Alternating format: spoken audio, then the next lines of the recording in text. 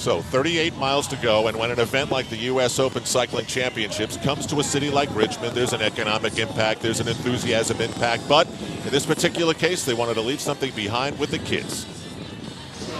The U.S. Open Cycling Championships is not just a race to the finish line. It's an event that's striving to teach bike safety to the next generation of cyclists throughout Virginia, because this state is a great place to ride a bike. Virginia's a great place for road cycling. And so my wife and I and my kids all do it. Lessons learned can be taken home to mom and dad.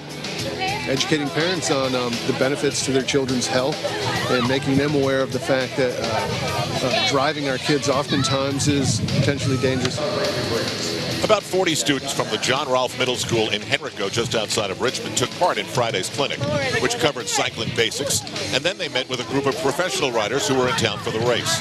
After listening and absorbing some tips, they adjusted their helmets and took turns navigating a skills course. And then after a few laps, the students and the pros talked about how riding bikes can lead to a healthy family lifestyle, something the governor certainly agrees with. That's why he's actively involved in this. My son is on a cycling racing team. In fact, he's got a race this weekend up in Northern Virginia, and so we're really into cycling here. The Department of Transportation is encouraging kids to ride their bikes to school. Because this is encouraging kids to be more active, have healthier lifestyles, have some activity in their daily lives, which oftentimes is lost, especially with the decreases in our physical education. This U.S. Open trip to school had a serious message, and the kids couldn't resist taking home some souvenirs.